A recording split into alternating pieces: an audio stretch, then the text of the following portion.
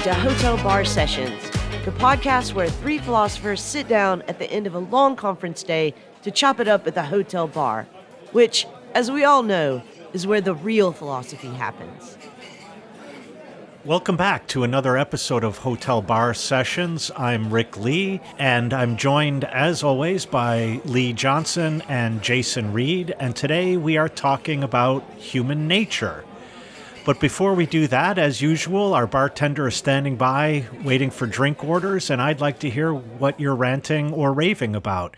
Lee, let's start with you. What are you drinking, and are you ranting or raving? I think I'm just going to have a water today because hydration. And I am ranting about, I guess, inflation. I'm really ranting that the rent's too damn high, but just everything's too damn expensive. So I'm just going to blame it on inflation. The flash. Jason, what about you? What are you drinking, and are you ranting or raving? I am going to have a dark and stormy because I'm just feeling storm clouds all around. And I am going to rant as well. And I'm going to rant about outsourcing. Specifically, the tendency for universities, like the one where I work, to continually outsource services to different companies, services like cleaning and maintenance of copiers. And this seems to hinge on two fictions. One is the university seems to believe there's some way that this can be done cheaper.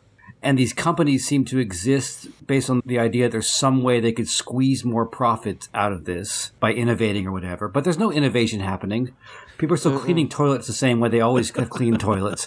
And all they're really doing is just treating workers worse and worse every time they get a new company. And I just wish people would accept that some things just cost the way they cost. You can't innovate or don't use innovation when all you really mean is treating workers worse. So, Rick, what are you having and what are you ranting or raving about? Well, today I'm going to try a new cocktail for me. It's called Fall from the Tree. It's a little spicy, a little brown liquor-y, and it's right up my alley. Today, I am raving about the songs and songwriting of Burt Bacharach.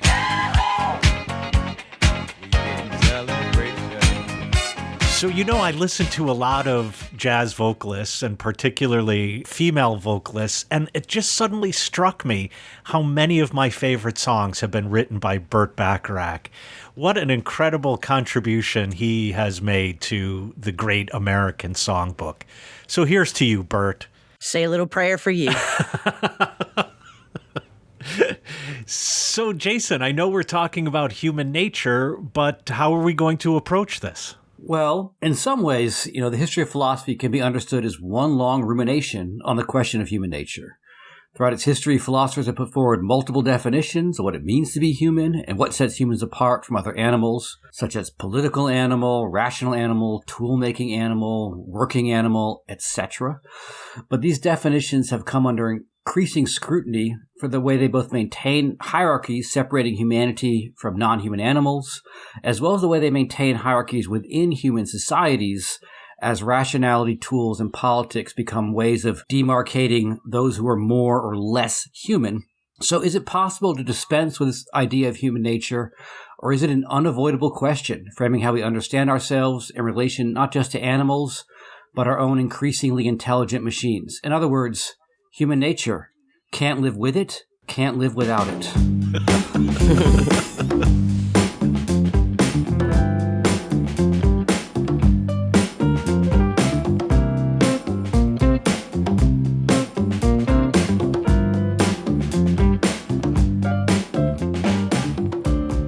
One of the things I find interesting about the question of human nature is that it's not like we are riddled with debates and concerns about what's the nature of a chair and what's tree nature and what's planet nature.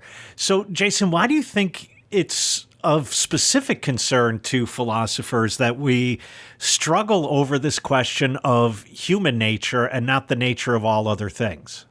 Well, I think one reason is whenever human nature is brought up as an explanation for something, it kind of stops thought and debate. Like if you say, human beings are always defined by a desire to maximize power, for example. And that's why we're having all these political conflicts, or that's why all politicians are corrupt. It just sort of stops and you get there and there's nothing more to say because it's human nature. What are you going to do about it? You can't change it. You can't alter it. And so human nature functions as a very different kind of rhetorical device when the nature of chairs. I mean, I guess maybe at some point, if you're trying to use a chair to sled down a hill on, people might say to you, hey, stop doing that. It's not gonna, it's a chair. It can't do that. It's chair nature you're going against. And we do occasionally try to use things for things they're not intended for. The other day, I hammered in some nails with a serving spoon. Did not go well, but I couldn't find a hammer. And I was violating the nature of the spoon, but by and large, human nature seems to function as a question because once it's answered, it seems to answer so many other questions about politics, about ethics, about how we should act or how we can be expected to act. I'm always struck by the quickness with which some people get to human nature. Yes. Mm-hmm. And the unwillingness people have, and I guess by people, I should be fair, I mean students. This is what I'm talking about right now. Students are people too. Yes. But students, it's in their nature, one might say, to turn to questions of human nature where I would want to talk about political, social, economic forces, historical situations. All that stuff just sort of goes by the wayside and quickly we claim, hey, it's human nature. And the way that some people seem so willing to claim they know what human nature is really striking. There's that great Emma Goldman line, the greater the charlatan, the more quickly they are to have recourse to human nature. And then she goes on to talk about how she compares human nature to going to a zoo and thinking you know what the animals are like. Mm. You might go to the zoo and conclude that tigers sure do a lot of pacing, that it's in the nature of a tiger to pace back and forth. I like the way that you set that up, Jason, by saying that the tendency is to say, well, that's human nature. What are you going to do? That it's this sort of shrug, quietist answer to things, because it just seems to me to be totally contrary to everything we know scientifically. Whatever humans are is not immutable. I mean, even down to our genetics is not unchangeable. Just because it's in the nature of something doesn't mean that it is unchangeable. And I'm wondering what function we think this phrase, human nature, as if nature is something that exists and can't be tampered with and can't be changed, and therefore sets the conditions for every natural thing's nature.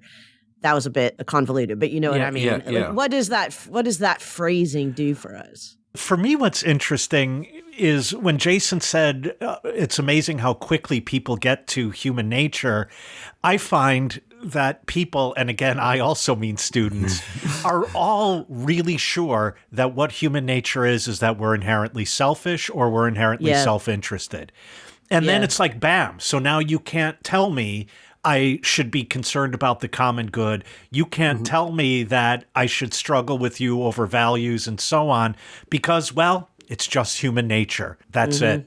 And, I was recently reading a new translation of Heidegger's Habilitationsschrift, which in Germany is like a second dissertation. And he wrote it on medieval philosophy. And one of the things I was struck by was his claim that in the Middle Ages, there was no sense of the individual. And I think that's entirely correct. And therefore, they would never have said that human nature is to be self-interested or selfish. I didn't know that. I didn't know that there was no sense of the individual. Well, I mean, how do you have kings if there's no sense of the individual? I mean, serious question. Well, no, I mean, so there it's in a strange way, the king is not king because the king is an individual. The king is king because of fulfilling a certain role within a highly ordered and structured society and economic organization and political organization. And so really, as it were, the job of king is not ever attached to the individual person, but it is itself an office. Now, obviously, they had a sense that, I'm Rick and you're Lee and he's Jason, and so we're three different individuals. but that what it is that makes us who we are and what makes us human is never based in ourselves as individuals first and then together second. Mm-hmm. Yeah, I guess that's where we get the royal we. Right. Yeah, no, exactly. One of the things about the claim you brought up, and I'm glad you brought this up, Rick, that often it's not just any definition of human nature that's put forward in our society. It's we are selfish, self-interested. That's the definition, kind of homo economicus or homo competitivist or whatever you want to call it. And David Graeber, the anthropologist, points out that description of how we act doesn't even adequately capture our day-to-day interactions in our society. And he gives the example, if you're walking down the street and someone asks you directions or the time or something, you don't turn to them and say, I do know that. And what's in it for you? You don't try to maximize your interest over the scarce information. If you know, you just tell them, and you do it without a second thought. And that there are all these sort of day-to-day interactions, cooperation that are effaced when we say human beings are fundamentally competitive. And even in places where you'd think you'd find it, like in economic relations, like work, a lot of things that people do in their day-to-day jobs is they're just trying to help everyone else get through the day. There may be some competition around the edges around like bonuses or whatever, or there may be instituted forms of competition by like making everyone a temp worker or independent contractor. But a lot of what people do, even in the place where you expect to find competition the most, at a workplace, is they just want to get through the day and they just want to help other people get through the day in this reciprocal relationship. So that the competition answer, which I think there's a lot of reasons why that's where people go to, but the interesting thing is we don't just need to go back to the medieval ages to see like a place where it wouldn't show up. It doesn't even fit adequately for us because if it did, on some level, society wouldn't function if we all acted that way all the time. I completely agree with you. And the argument itself is often quite slippery when people use it. So people will say human beings are fundamentally self-interested. And then when I say, well, how did any infant ever survive to adulthood? They say, well, they give you this long, complicated explanation of how taking care of a child is itself self-interested, and I'm like, well, I mean, anybody could do that, right? Like anybody can ex post facto create the argument about how anything is self-interested, but it doesn't really make a lot of sense. I agree with you. I think it's a sort of stop sign for an argument, not a stop sign. Something else. It's more like a lane merge, right? Like everybody's got to be in my lane right now. But that's what's so interesting about the appeal to something like human nature, because on the one hand, I think what you and Jason are both pointing out is that a certain characterization of it is the nature of the human to be X, so competitive, self-interested, and so on, that then performs a legitimating function. That's why I could charge you 60% interest on your credit card.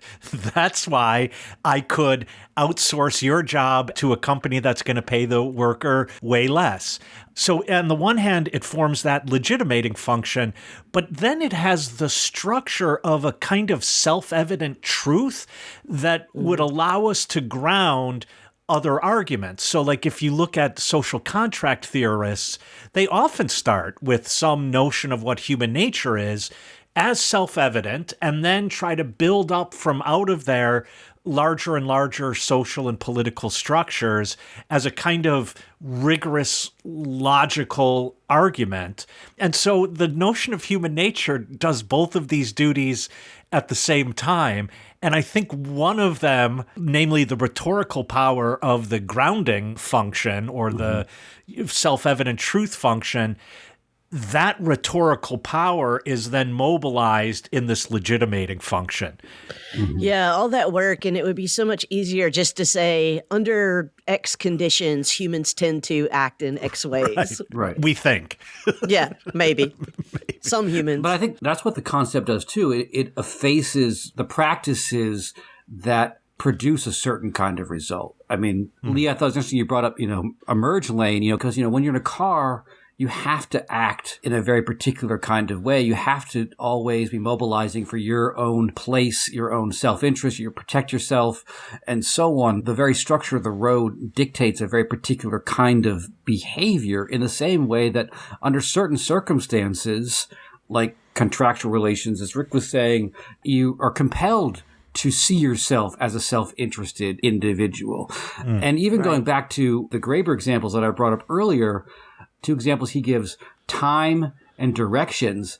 And these are two things that are definitely a part of everyday sociality, but they're also two things that are kind of being phased out by the ubiquity of cell phones, especially cell phones that have maps on them. Like asking for directions seems kind of quaint now. Right. And I think it's interesting. The cell phone is like the automobile you carry in your pocket because it does enforce an idea of not really turning to people around you for information about the world and increasingly using the device itself. Like, what's this building? I don't need to ask. I'll just look it up. So I guess what I'm saying is like there's this way in which things like cars, things like cell phones, they are practices that produce a set of behaviors. And then when you start talking in human nature, that way of talking kind of effaces the production. It's kind of almost a fetish in a sort of Marxist sense, right? It effaces the conditions of its own production, right? Right. It effaces the social relations that have made it possible for us to see ourselves. Because going back to what Rick was saying, like, it's probably very hard for a medieval person to see themselves as an isolated individual because everything they did, they were constantly surrounded by people and dependent upon people in all sorts of different ways. But because we tend to black box a lot of our social interactions into machines or technology or behind commodities, it becomes a lot easier for us to say, yep, I'm a competitive, self-interested individual because, you know, we don't have to think about the different ways, like being on public transportation is a very different way of being in the world, to be Heideggerian about it, than driving a car. You know, they're two very different ways of seeing yourself in relation to other human beings. Yeah, and the damnness of it all is that argument about human nature does the exact same thing. Mm-hmm. It automates and outsources and in many ways determines our behaviors towards one another. It sort of cuts off a number of processes, social, political, economic, that have brought about the human as a certain kind of human, brought about human in a certain way. When we say it's human nature, we make that like a metaphysical truth, and therefore how we got to be competitive, how we got to be self-interested is no longer the question, because the answer is, it's my nature. Hey listeners, we've got 3 quick asks from your hosts here at Hotel Bar Sessions. First, if you haven't done so already, make sure that you're subscribed to this podcast on whatever platform that you listen to podcasts. Second, hop on over to Twitter and make sure that you followed Hotel Bar Podcast there. We're at Hotel Bar Podcast, and you can find the Twitter handles of all 3 co-hosts in the bio there. And third, and probably most importantly, we would really appreciate it if you could recommend us to your friends and share our podcast posts on your social media. Now, back to the conversation. So it strikes me in everything that we've been saying that we may be touching on another way of thinking about human nature. Not human nature as some fixed thing like being competitive or being rational, although we haven't really discussed that, but maybe human nature as being transformable. Maybe the only human nature is second nature. This kind of obscure punk blues band King Face had this lyric, our nature is to change our nature. That maybe what we're talking about is part of what being human is this ability to take on new habits, to learn new ways, and to constantly shift. And I guess I wonder, because I find this idea very suggestive, but I wonder, does it solve the question of human nature, or does it kind of create its own paradoxes or problems? So does it make sense to think of ourselves as fundamentally changeable, as something unlike a chair or unlike, even another animal, which has instincts and drives? We were born into the world undetermined, not really knowing how to do much of anything, and we learn our nature from humans around us and the practices around us. Is human nature this kind of second nature, I guess? What's interesting about that notion is that if our nature as humans is not original to us at birth, let's say, but is something that is inculcated, enculturated, and taught, then that also opens the door, of course, for all sorts of social and political structures to be mobilized in order to teach me this is your human nature. So on the one hand, to say that there's a kind of openness to human nature, there's a positive dimension of that, but there's also an incredibly negative dimension to that. And I think Judith Butler often points this out, that if I'm learning what it is to be human, those who are teaching me are obviously influenced by all sorts of structures that they're going to deliver to me now as my nature. I don't think that there is anything essentially true about human beings, except maybe, and I'm kind of borrowing this from Nietzsche and Sartre, except to be engaged in meaning-making projects. And so, I don't even think it's essentially true that it's in human nature to survive or persist. I mean, obviously, that's not true. So I suppose, I would have to say, yes, of course it is the case that it's in the nature of human beings to be in constant change. But I'd also think anything that exists in time is also constantly changing. So I'm not sure that that would distinguish us in any meaningful way. One of the things that worries me about trying to find something essentially true about human beings is that it ignores exactly what you're saying, Jason, that we are always changing. And so whatever kind of essential truths you might want to attach to human beings are in motion. But I think you're getting to a really crucial point here, because it seems as if our entire interest in the question of human nature is one, like Lee, you said, I'm not sure that that definition separates us from or picks us out from any other thing that is in time and marked by time. And I think that's just the point, right? That what we're interested in doing is, I think, two things. One is we're interested in separating the human off from all other things. And then secondly, and following from that, we're interested in policing that border. Once we've separated them off, now we have to constantly surveil whether something has slipped in or not, and we have to keep track of that border. That's really the main function that the question of human nature is getting at. And I think it's getting at that for both moral, ethical reasons and political reasons. And economic reasons. And, I completely agree with you, Rick. I do think that we are doing a terrible job of drawing those borders and policing them, though, because even on my definition, if there is such a thing as human nature, it's just to be engaged in meaning-making projects. I don't think that that's a nature that is essential or immutable. And as a matter of fact, what I see amongst humans that are surrounding me every day is that they are becoming less and less human in that sense, that we're outsourcing and automating all of our engagements with meaning-making projects, and in many ways becoming less and less human. And so, we could talk about the extinction of human beings in many ways. This might be one of them.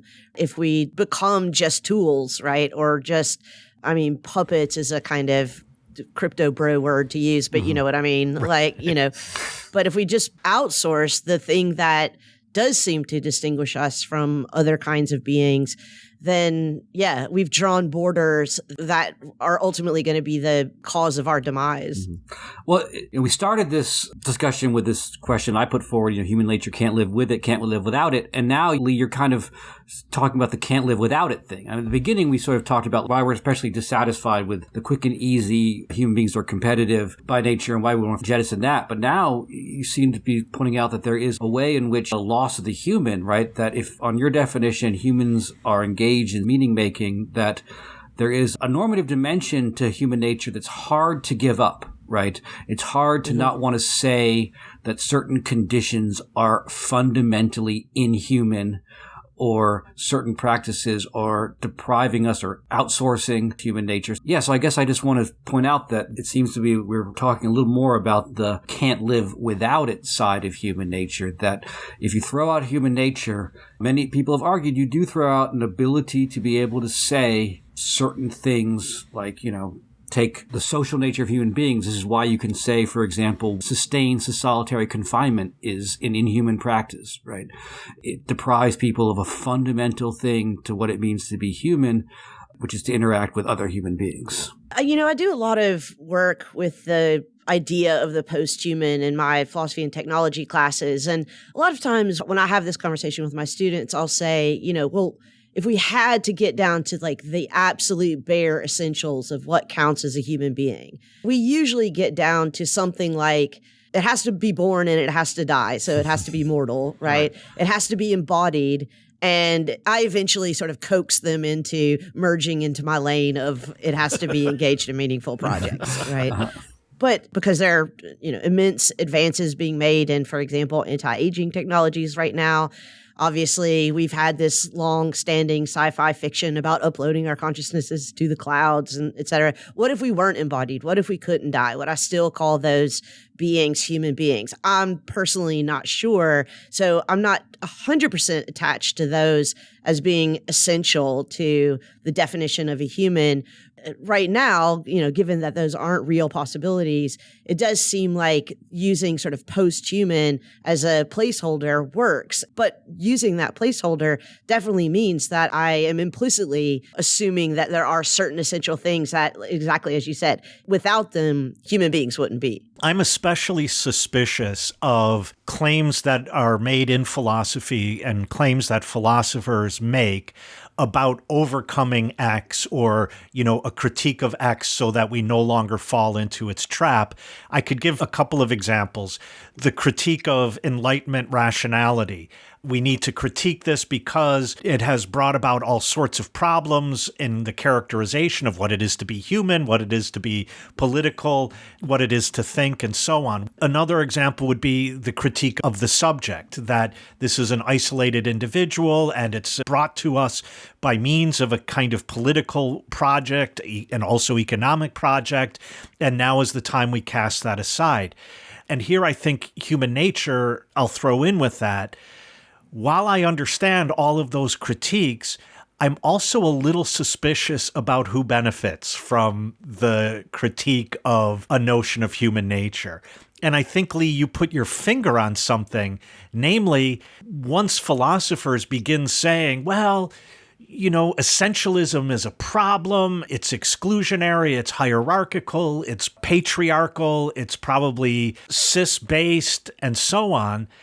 Once we give up on some notion of human nature, then we open the door for us not only being made tools, but accepting our having become tools as human nature, as what it is to be human. Mm-hmm. I'm a little bit torn here about totally throwing out some kind of notion of human nature and holding on to some kind of notion of human nature.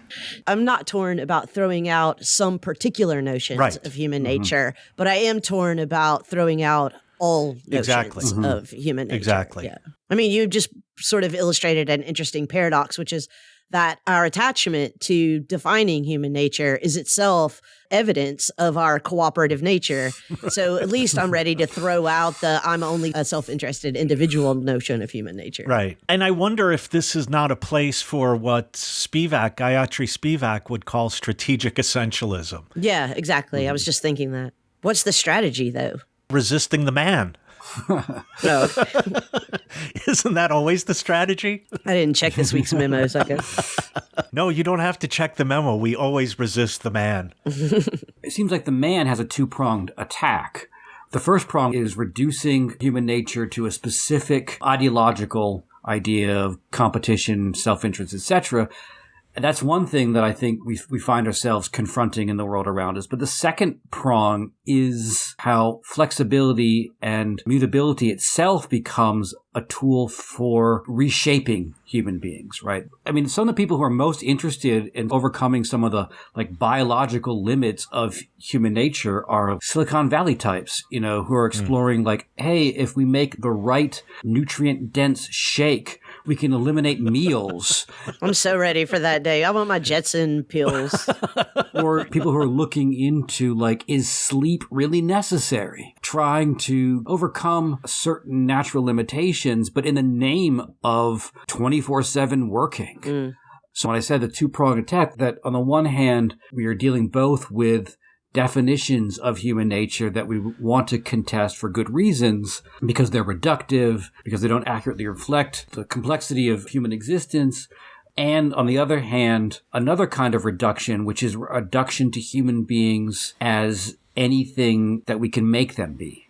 Although the second tendency is much less sort of like what happens in philosophical discussions, because we're constantly being remade and we don't really notice it. Like going back to thinking about 24/7, think about what electricity and then subsequently 24/7 access to work through emails has already done to our notions of sleep and our practices of sleep and so on.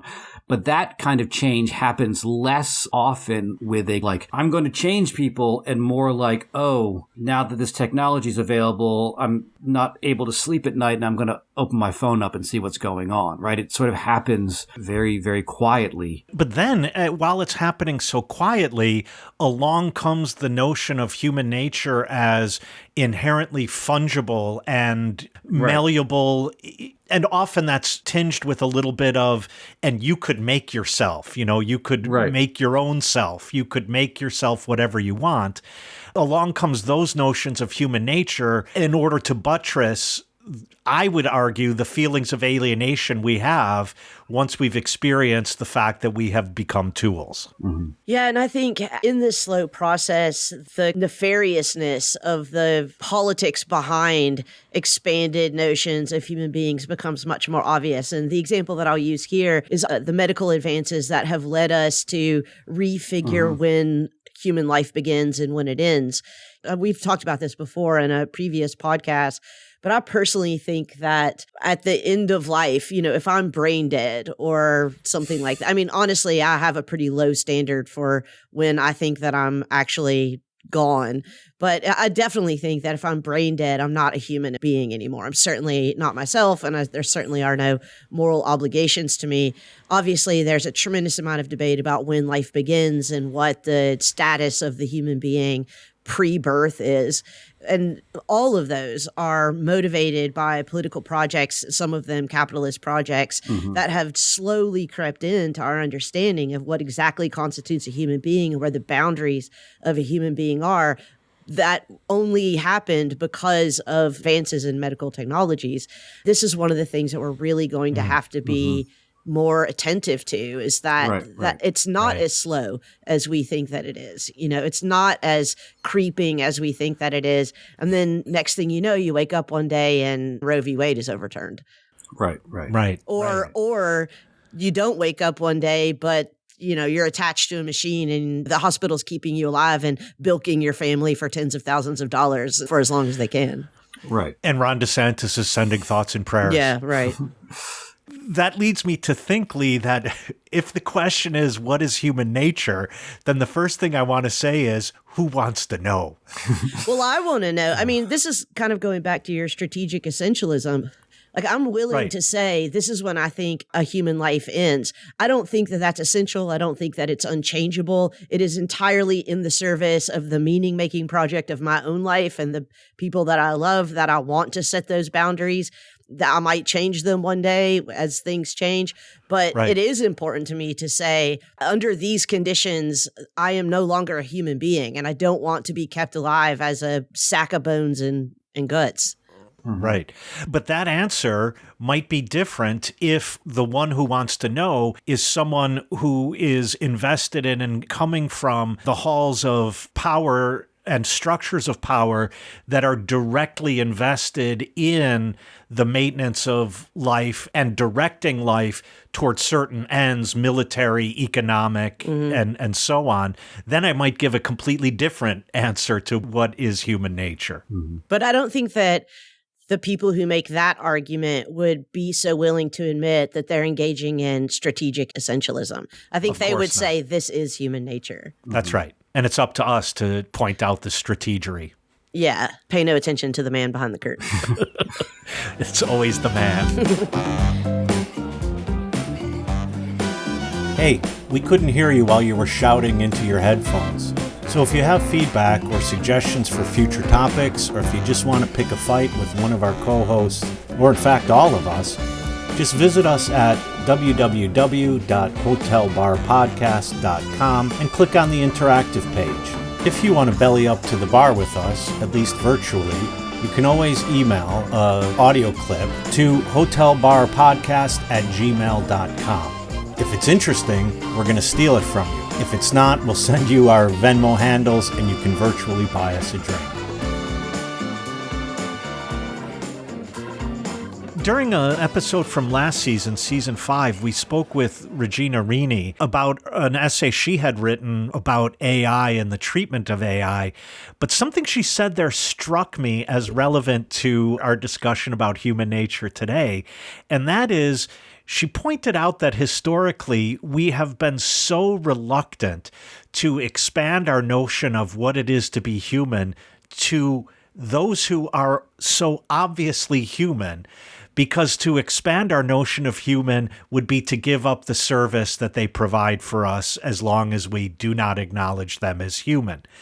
The reason I bring this up is it seems to me that one downside of a notion of human nature is that not only does it exclude others from being human, but it also runs the risk, or in fact always performs, a certain kind of structuring of those who count as human, a certain hierarchy of those who count as human.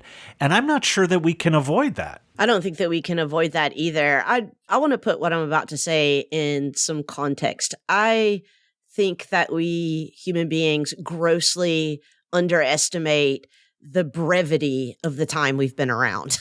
Like we have been here for a blink in the history of the universe. And there has been a lot of change. Like civilized human beings, or, quote unquote, civilized human beings have been around for a blink of a blink.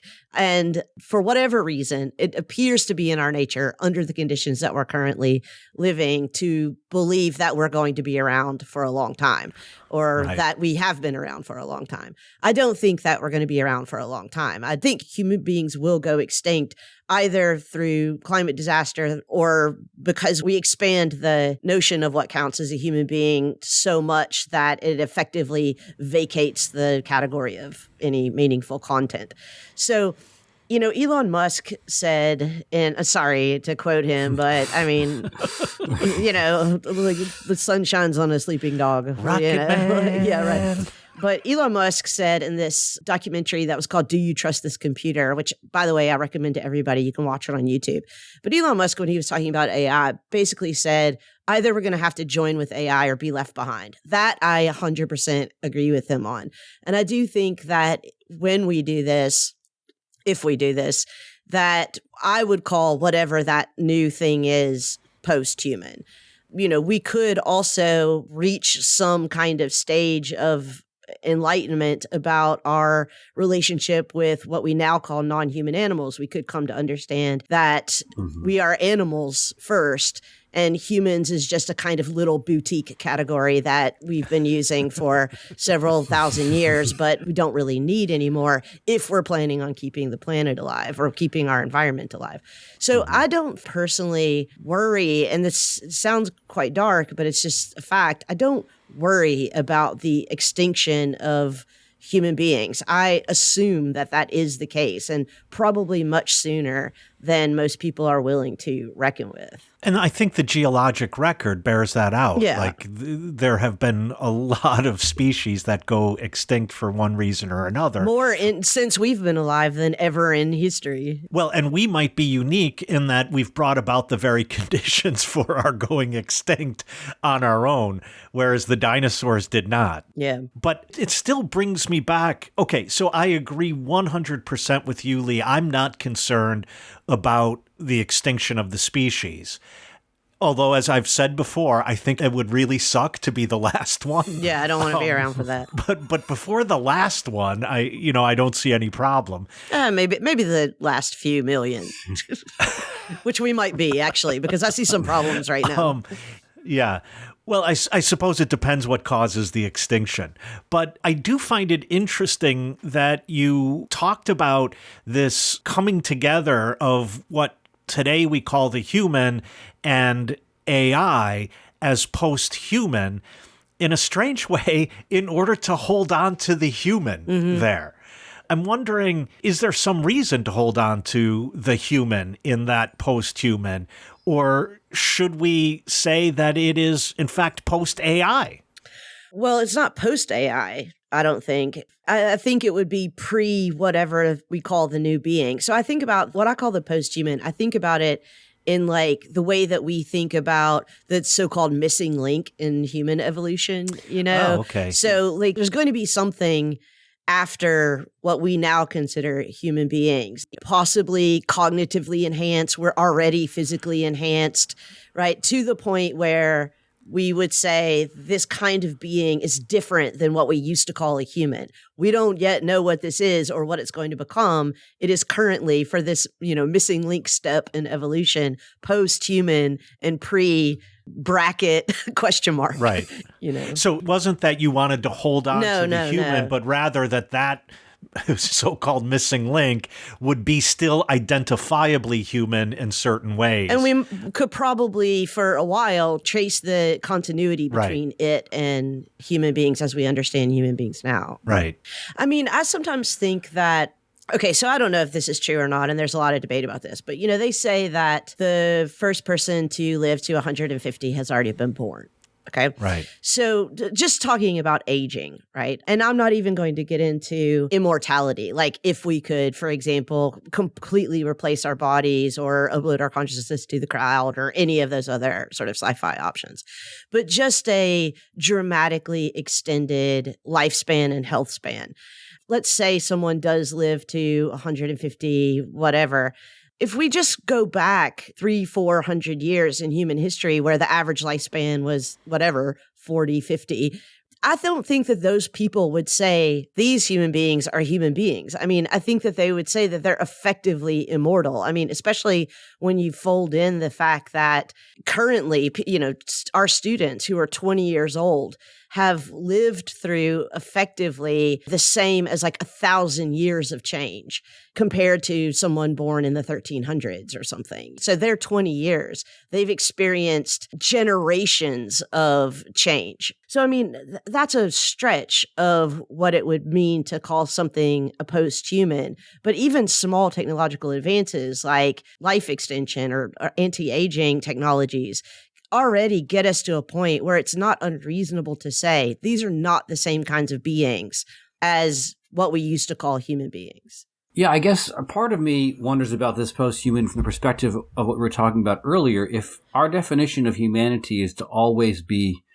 fundamentally shaped by social relations, which include, in my view, the mediation of social relations through technology. Like writing is a technology, and my consciousness, my awareness of who I am and in the world is, in some sense, very shaped by writing. This is why I think Donna Haraway in her Cyborg Manifesto, she says like the poem is a technology, right? And that part of the cyborgness she's talking about is just living in a society where the reading and writing of text is integral to how we understand ourselves and understand the world that we interact within. So I guess part of me wonders, are we really just talking about a quantitative acceleration of the already existing technological mediation of our existence? Or are we talking about something that's a break, a qualitative transformation of that? Like, to what extent is the post-human different than the already socially and technologically constituted humans that we are? I mean, I guess I'm just wondering if there's a lingering naturalization of a certain idea of the human in this definition that I thought we were trying to escape. I think that question can only be answered in retrospect, whether it was a quantitative change or a qualitative change. So, yeah, I agree with you. Right now, when I'm talking about it, it just sounds like a amplification, acceleration, quantifiable change. But it may be the case that in retrospect we go, oh, and that was the point that we sort of broke with what we used to consider human beings, or what they used to consider human beings. When I say this, you're all going to say, of course you do. I think there's a deeper metaphysical issue here. Kill surprise. And here I'm going to try to woo Jason onto my side. It's an issue that goes back to Spinoza, I think. And whenever I teach Spinoza's ethics, students are often really shocked and struggle with the fact that when he talks about bodies and gives a kind of physics of bodies and how they operate with one another and so on, there is no concern at all for what constitutes the smallest body. And the reason why this is somehow frustrating is because if you could find, like, let's say an atom is the smallest body, and you could figure out how an atom operates and, what its forces are and charges and so on, then you could do a mechanics of what happens with 2 atoms and what happens with 3, and you could build then an entire physics out of that. If you have no notion of what the smallest body is, then how do you build up this mechanics so the students concern goes? Or if the smallest bodies don't act with any kind of regularity or discernible regularity. Right. Or, well, as he says, what if for every smallest body that's composed itself of even smaller bodies? Yeah. Right. It's turtles all the way down. It's turtles all the way down. But also, what this leads to is a notion that the question of what is it, this body I'm pointing to, this thing I'm pointing to, the question of what is it, is more a question of what are you after in your inquiry than it is what is its nature, like what is it really? And the second then thing this leads to, and now I'm going to use a Deleuzian word, and I think this is why Deleuze was so interested in Spinoza, every single individual is part of a larger grouping of individuals in which it plays a role. That is what he would call an assemblage. And so if we think about humans as being in an assemblage, then all of this, the technology, the technological mediation, social relations and mediated social relations, economic relations and mediated economic relations, would all be crucial in the assemblage. And then if you want to ask, what is that thing in the assemblage, and you're pointing to the human, the question gets then a little slippery. Like, why do you want to know? Why? What's the interest in this? Do you want to make another one? Do you want to put it in a different assemblage? Do you want to link two assemblages? What do you want to know? And then the answer to the question, what is it, will always be different. And so all of this is kind of a long-winded and metaphysical, which is probably to say the same thing twice, answer to your position, Lee, that this new being, this new species, or maybe species doesn't even work anymore, will still play a role in some assemblage. And maybe the assemblage has transformed, or we and AI have joined with different assemblages and so on. But still, the fundamental question of the assemblage, I think, continues. Couldn't agree more. 100%. I mean, it reminds me a lot of the history of racial categories, right? I mean, race is a meaningful way to divide the human species currently, but it's not a concept that's been around forever. And it's a very weird concept. Of all the things to pick out to divide us, skin color and hair texture and those sorts of things are very weird. Like, why wouldn't we pick out significant things like size, or, I mean, why wouldn't strength? Why wouldn't we divide talents, intelligence, why wouldn't we divide the human species that way? When you say, and everyone does this, right, when they're talking about race, well, what if we divided people by eye color, then tried to assign all of these character traits or cognitive capacities to people on the basis of their eye color? Everyone can see immediately how ridiculous that is. But nevertheless, we exist as racialized human beings in an assemblage where you cannot say that this is a completely fabricated category that has no meaning. Now, there may come a day where we can, again, in retrospect, look back and say that was a completely fabricated category that had no meaning. We are now different kinds of beings. They used to assign themselves racialized groups. That doesn't make any sense. We were functioning in a different assemblage, to use Deleuze's term. But what Rick's point is, which is that when we're trying to pick out things and assigning them meaningful categories, there is always an agenda behind it. Right. And speaking of assemblages and essences, I just want to point out that, Lee, you have your AI post-human thing. Rick has his metaphysic thing. I feel like I don't have my thing yet. Because I think it's just exactly what we're saying. I have my interests. I brought up Spinoza more than once. I bring up sort of Marxist type things, but I feel like in terms of assemblages, I've yet to figure out what my thing is going to be in relation to this particular assemblage. And I'm very excited to see it emerge. And I'm very excited to find out what the thing is that I get to say and everyone gets to sort of make the same face. Like, oh yeah, he's doing that again. And I think this goes back to, what we're sort of saying, that a part of being human is so transformable and malleable and relational that even though we have constant interests and so on, that we see these things change in our own experience again and again. We become different versions of ourselves in different contexts. So given that, it's very bizarre that we ever believe in something like human nature, because we would never want to ascribe it to ourselves except strategically. I think this goes back to Rick's point, like who's asking, because maybe all questions of essences are always questions about which one and who wants to know. But I think specifically around human nature, it's clear that the question cannot be separated with who's asking. We know that because I don't think anyone would want to be pinned to any definition of human nature, because they recognize on some level that we shift in different contexts, and even the people who think we're all competitive, right, as Lee said early on, have a real trouble answering the question, then why would anyone ever have a baby? Mm-hmm. Which is just a huge disadvantage in the battle of all against all, and can't be understood in that way of thinking.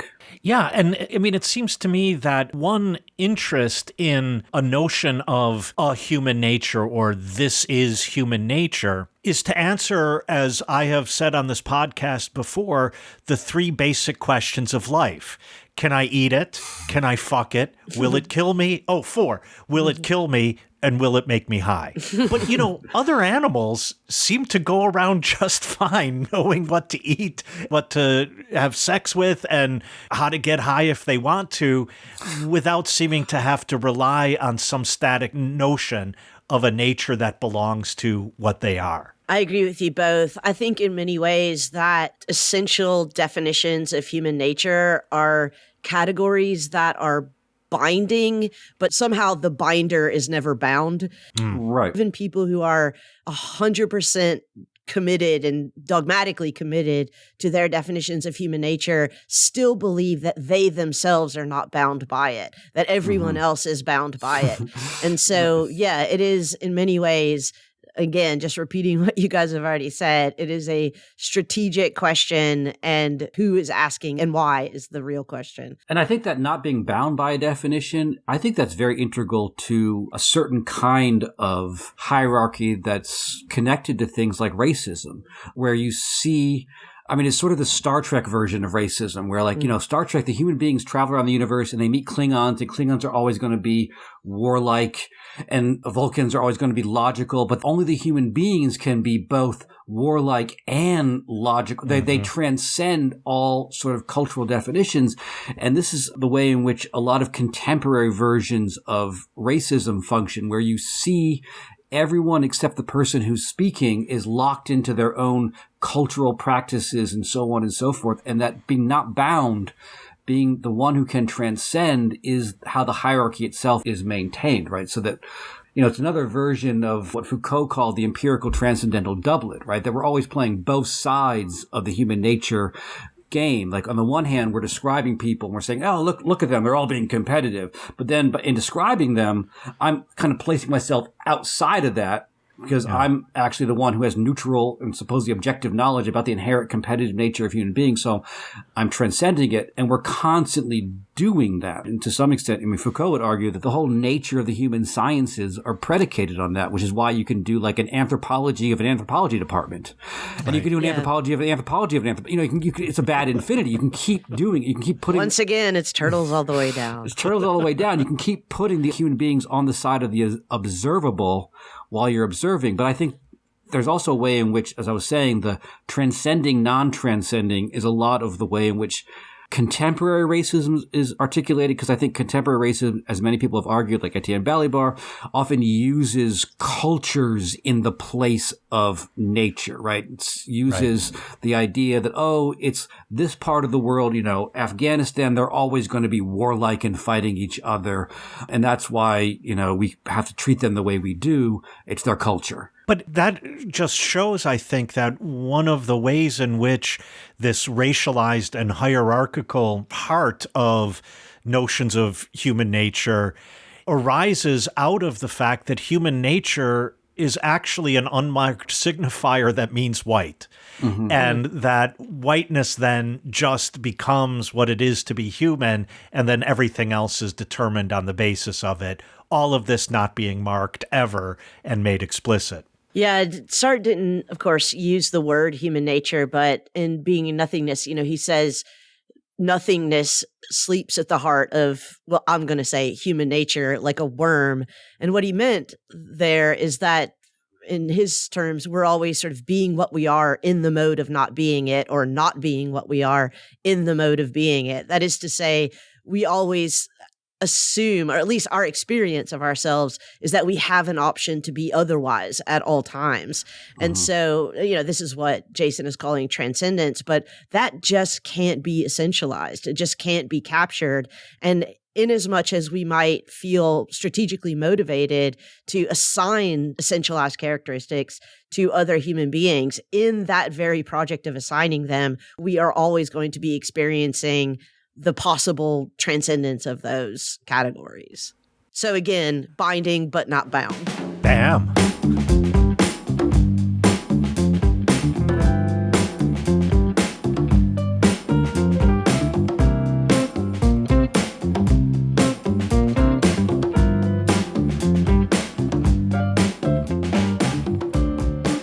So unfortunately, our bartender has a strategic interest in getting these humans out of the bar.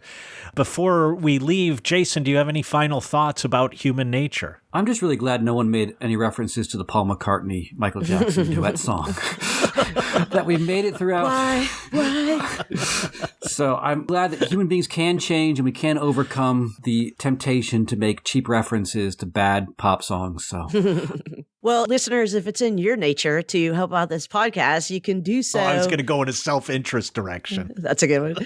You can do so by going over to our Patreon page and signing up for one of our support levels. We've got several there, as cheap as $4, but we especially encourage people to sign up for our designated driver level. That's at patreon.com/hotel bar sessions. And because I'm not a self-interested rat bastard, I'll pay for the taxi tonight. Count me in.